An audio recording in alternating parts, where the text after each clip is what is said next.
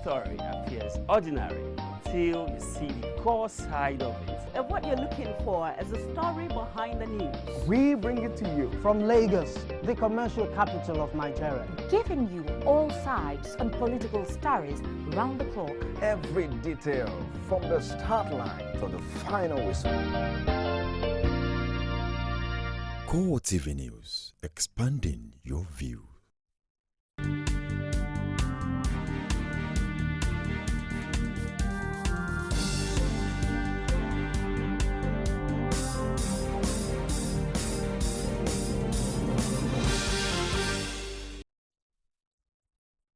Hello there and welcome to CoreTV News at 8. I am Sabana Izuku. 3 persons, including a 14-year-old boy, met with their untimely death on Saturday at Ibotaku, Otikipukwa local government area of Ondo State following a riot by youths in the town. The police station in the town was vandalized and razed by the mob, who were violently protesting the killing of the teenager and another person by a team of officers from the Okitipupa local government area who were enforcing the no movement order of the monthly environmental sanitation exercise. CoreTV News gathered that trouble started at the early hours of the day when the chairman of Okitipupa local government council, Shola Biri, tried to stop a market session at the Iboktaku, a town under his council. His intervention met with a stiff resistance from the people at the market, but he was bent on ensuring that the people complied with the exercise. The council was said to have sent his orderly to a nearby police station to secure reinforcement, but the situation at the market degenerated into a free-for-all. It was further learned that gunshots were fired by the team led by chairman, killing 2 persons, one of them a 14-year-old and the only son of his parents. The death of the 2 persons became the reason for a mob action, but reinforcement from the police rescued the chairman and his team, who were taken away from the scene. The people immediately turned their anger against the police and attacked the Ibotako police station, vandalizing it and eventually torching it. Soldiers were, however, called in to quell the mayhem, which lasted for about 6 hours. The Ekiti State Police Command has reiterated its resolve to wipe out crime and maintain its commitment to the protection of lives and properties. The commissioner in charge of the command, Taiwo Lakanu, while parading rape and armed robbery suspects, also revealed the latest in the progress made on the ongoing investigation of the murder of the ex-National Union of Road Transport Workers boss, Omalafe Aderi, killed in the post-election violence that rocked the state in August. Rashid has more on this. Barely 6 weeks after his arrival as the new Commissioner of Police in Ekiti, the command has majorly been contending with political-related issues. This, according to the Commissioner of Police, Taiwo Lakanu, will not make the command fall short of its cardinal responsibility of protection of lives and property.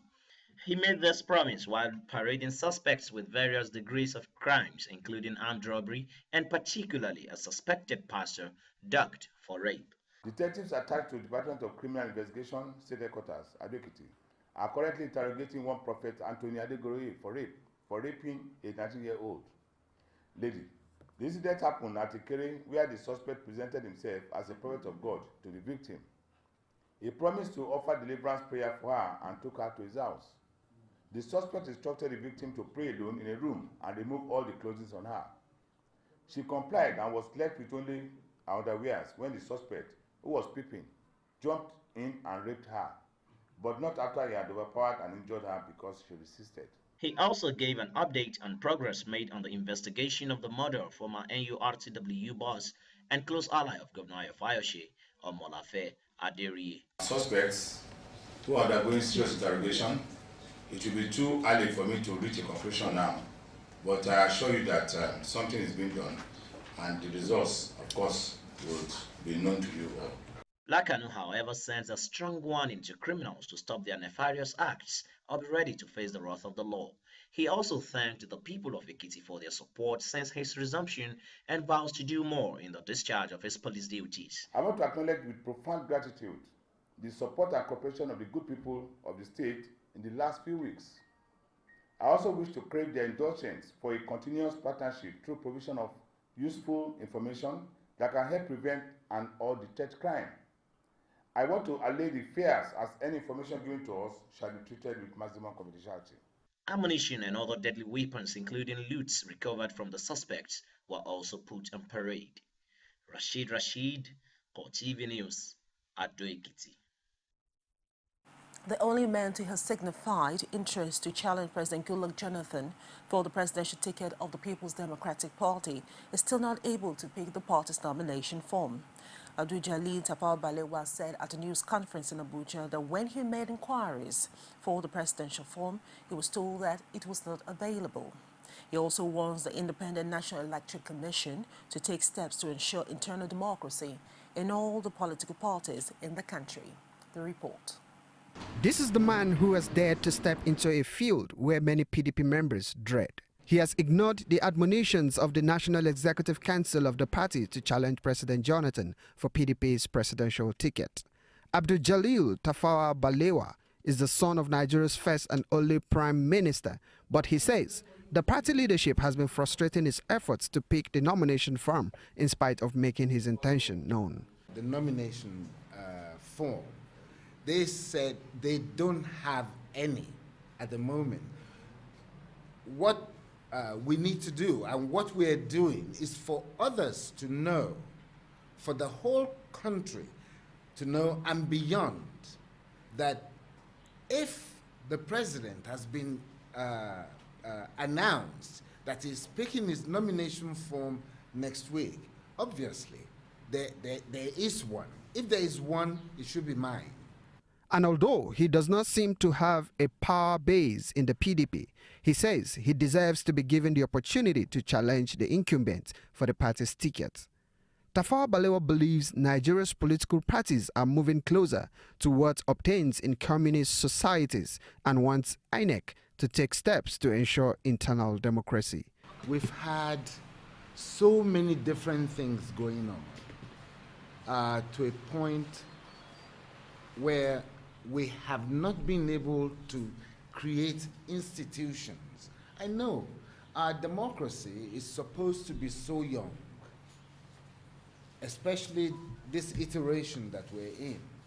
But without creating institutions, we will have no historical lineage in democracy. Everything that happens from the federal has to trickle down all the way to the ward. Everybody needs to be able to have some recognition whereby what happens at the presidency should be repeated at the state level, at the gubernatorial, should be repeated and happen at the senatorial, the state assembly, all the way to the wards. When you create some rules at the presidency and you create some other rules at the ward level, what do you think we're getting? Animal farm, where some animals are more equal than others. That is not democracy. And with only a week to the close of the deadline for interested individuals to pick nomination form, the medical doctor who used to be a staunch supporter of President Jonathan is running out of time. But he believes that PDP leaders will make the necessary form available to enable him contest against Jonathan for the right to fly the party's ticket. And away from that, voters in Delta State on Saturday turned out in large numbers to vote during the local government elections across the state. Expressing enthusiasm about the turnout of voters, the Speaker of the Delta House of Assembly, Peter Onsonya, urged politicians and voters to remain calm and peaceful. The lawmakers also advised both politicians and electorate not to regard the election as a do-or-die affair, but to accept whatever was the outcome of the election in good faith. According to him, the losers should be able to congratulate the winners, and the winners should carry everybody along in terms of provision of the dividends of democracy to the people. The Speaker commended the security agents for their efforts at ensuring peaceful election and total compliance with the restriction of movement in the state capital. Another lawmaker who said the PDP had no opposition in the state lauded the organization and conduct of the elections, but acknowledged that voting was delayed in most polling centers. Although the National Assembly has endorsed autonomy for the local government in the latest amendment to the Nigerian Constitution, not all the federal lawmakers are comfortable with the move. They also have different opinions on the removal of immunity for the executives, but are content to wait to see how the 36 state legislatures would vote on the amended provisions. If the local governments don't have autonomy, we can never move. As long as the state governments seize local government funds, we can never move as a nation. So I was one of the strong advocates of this autonomy for local governments, and I'm sure it got passed. Whether the state House of Assembly will do that, it's a different thing, but it's in their own interest to make sure that that becomes law. Because that's the only way they can now be independent of the governors. That's the only way. If they're getting their funds directly from the federal allocation, they can, work as local government. Right now they're not. They are like, that's why in most places you have transition committees, which is unfortunate, no elections, because the government can control the funds. See, we have to take power away from the center. All this competition to come to Abuja and so on, it's not healthy for this nation. Let us devolve power to the states, to local governments. Let development start from the grassroots. Local governments have a lot of things they can do. Now they don't need anything. Because what they get is just enough to pay their salaries. The local government is never a tier of government. The federal system consists of only two tiers, the federal and the state component units. The local government is a component unit of the state, it's an appendage of the state. It's not supposed to be an independent, utterly independent, autonomous system where we are having within the state. There can't be two governments within the state. There can't be two governments within the state. So are you saying that each of the local governments will have its own head of service? Each of the local governments will have its own scheme of service, will have its own, we have its own salary, wage, and bills. All of these things are things that we have to look at. We have to go beyond emotions when we look at issues politically.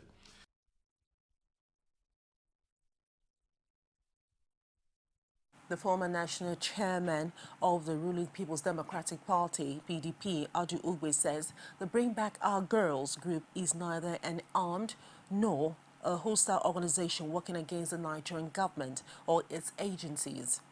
Rather, he stated that the organization was one that shows concern and sympathy over the flight of the missing Chibok girls.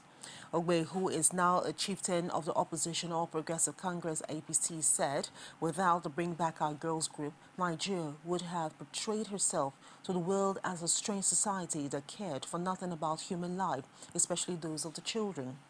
He lambasted the federal government for inviting the Chibok parents to Abuja for condolence, regretting that while the rest of the world has continued to express shock over the unfortunate incident, Nigeria has resorted to playing politics with the matter. Ogbe made a pledge of proclaiming President Goodluck Jonathan a national hero and marched the streets in appreciation of his effort should the truce recently brokered between the federal government and the Boko Haram become a reality. Osun State government wants residents in flood-prone areas to relocate. There's more after the break. Stay with us. There is an Ebola virus epidemic in some West African countries. The Nigerian government wants you to be aware and watch out against the spread of Ebola in your community. Help keep our country safe and watch out for severe cases of fever, headaches, diarrhea, chest and abdominal pain, sore throat, cough, red eyes and bleeding from the eyes, ears and nose, especially when these symptoms are found in persons coming into Nigeria from other West African countries. Protect yourself.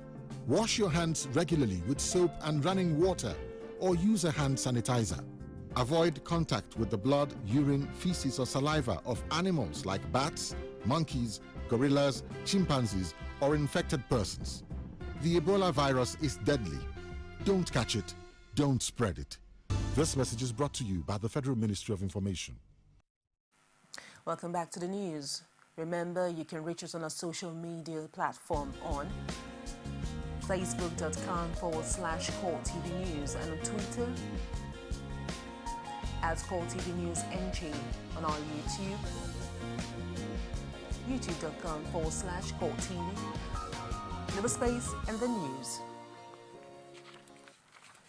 Now, the Osun government has warned residents of looming flood crisis following persistent rainfall across the state. The special advisor on the environment to the state governor, Bola Ilori, issued the warning while answering questions from journalists in the Osogbo, the state capital. He, however, said the state government has embarked on the dredging of waterways up to 225 kilometers in order to allow the unhindered flow of water. We've embarked on heavy dredging of the waterways since the advent of Ogbeni's administration. But the volume of rain this year has been massive. And particularly in the last 2-3 weeks, it has been raining ceaselessly. For this reason, we are appealing to our people to move away from the floodplain. We are doing everything possible to ensure that there will be no flood disaster. We are happy that in the last 4 years we've not witnessed any flood disaster, and we are concerned about the health and safety of our people, to really advise our people to move away from the floodplain in the state. We also called on the residents to quit flood-prone areas ahead of plans by the government to open dams in the state. And cumulatively again, because of the volume of rain, we will be opening our dams. And that's a major development. So for that reason, we've taken all the necessary precautions that we could, but we need the cooperation of our people to ensure that nothing goes amiss, by ensuring that they don't stay at any place that could give any form of problem or hindrance in the state. So we are concerned. We've dredged a total of 250 kilometers of waterways, and that's why there has been no disaster so far. All our primary drains now are filled to the brim.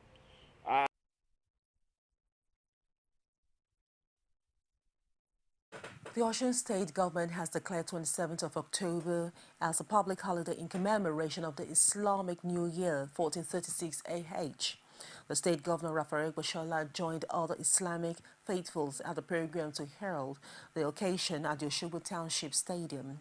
Bashola, while wishing Muslims a Happy New Year, stressed that no religion preaches violence, hence the need for everyone to always allow peace to reign supreme in the society.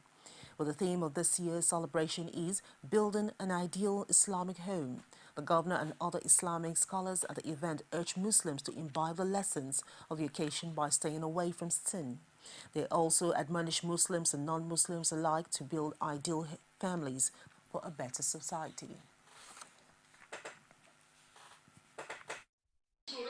All faithfuls of whatever beliefs must refrain from anything that will stimulate crisis, that will promote violence, that will destabilize human community, settlements, and abode. Islam provides opportunity for a way of solidifying the home, because when the home is properly solidified, when we have a good foundation from home, the society will be better and it will be good for each and every one of us. Patience and perseverance. The Prophet was very, very patient and he persevered. And that is what he wanted to imbibe in all Muslims, so that we now take a kind of example from him. Meanwhile, the Women Committee of the Nasir Lahil Fatil Society, otherwise called NASFAT, has donated gift items and hospital equipment to the Lagos Island maternity as part of humanitarian service to mark the new Islamic calendar year. Sheya Dogoke brought back this report and is presented from our studio. For the Islamic faithful, Hijrah means the beginning of a new calendar year. The national women leader of NASFAT, Nofisat Arungudade, says it is important to reach out to the people irrespective of religion. Alhamdulillah, we've not so like a fighting society. We've been to orphanage, we've been to everywhere. We never discriminate. We just, their desire is that our welfare should be spread to all. The medical director of the Island Maternity Hospital, Imashemi Donald, expressed gratitude to the society for the donations. The summary is that we appreciate what NAFTA is doing. We wish it to come more regularly, and it's an opportunity again to reach out to similar organizations, that even across religion, creed, to remember those who are needy. Apart from giving babies at the hospital gift items of various kinds, the mother of the first baby of the Islamic New Year, Ramatollahi Adamson, whose child was blessed with special gifts including baby cot, among others, also expressed her gratitude to Nasfat. Alhamdulillah, when they say they are coming today, that I'm the one that born the first daughter of the year, I'm just surprising that my dream has come true. The society urged all Nigerian women, irrespective of their religion leanings, to impact positively on the society. And on health matters, Ebola, the World Health Organization, its latest report says the number of cases in the Ebola outbreak has exceeded 10,000 with 4,922 deaths. Only 27 of the cases have occurred outside the three worst-hit countries, Sierra Leone, Liberia, and Guinea. Those three countries account for all but 10 of the fatalities. Mali became the latest nation to record a death, a 2-year-old girl. More than 40 people known to have come into contact with her have been quarantined. The latest World Health Organization report says that Liberia remains the worst affected country with 2,705 deaths. Sierra Leone has had 1,281 fatalities, and there have been 926 in Guinea. Nigeria has recorded 8 deaths, and there has been 1 in Mali and 1 in the United States. The World Health Organization says the number of cases is now 10,141, but that the figure could be much higher, as many families were keeping relatives at home rather than taking them to treatment centers. It said many of the centers were overcrowded. 8 countries have registered cases and outbreaks. In West Africa, Senegal, and Nigeria have now been declared virus-free by the World Health Organization. We'll take another break, and when we return, we'll take you outside Nigeria. Stay with us. From time immemorial, women have birthed life, shaped character, and by extension, influenced the society. Moremi of Ife, Emoten of Benin, Queen Aminat of Zaria, all women of influence and power. Whether it's before election, after election. How ironical. Women being so powerful, yet have few grounds in decision making. They see you as a wife, and I see you as a wife to a man. We are talking women in politics. A woman will be bold enough to stand up and say, I want to become president of Nigeria. Only on CoreTV News. Welcome back. Experts have lamented the unfriendly business environment in Nigeria, which has grossly affected the amount of the foreign direct investment in the country. This assertion was made by Kramer at the CIBN meeting. According to him, Nigeria is a country that will witness more foreign investors that will complement the local market if the conditions are right. Foreign domestic investment will be largely determined by the way we plan and the way we implement for the long term. Foreign investors do not read the news and believe it. They read plans, and when they're implemented, they then believe it. You must realize we do not have the local capital to do all the development that we would like to have. The specific rules of the game, which we follow in practice, can attract, as far as I'm concerned, all the foreign direct investment we want if we do it right. On the other hand, with Nigeria's rich natural resources, will not suffice to attract enough inflows for the FDIs. The Commissioner for Economic Planning and Budget, Ben Akabweze, calls on the government to create set of policies such as the Petroleum Industry Bill that will aid business environment. When you compare us to the rest of Africa, we may be looking good. But how about when you situate us in the context of the global flows? We're still seeing an insignificant, flow here, and it need not be so.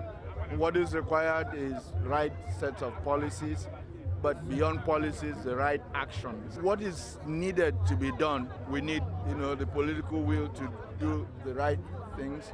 We need, to build consensus behind the action. The reform agenda in certain key sectors need to be driven. And so, we've struggled with, passing, the petroleum industry bill. We need to eliminate that uncertainty, that continues to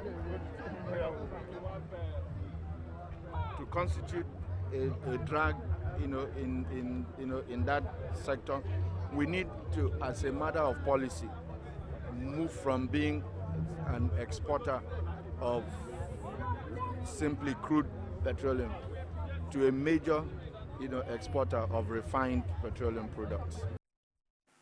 And that's it on the news on the hour. Do join us at the top of the hour for more. I am Sabena Izoku, and thank you very much indeed for watching.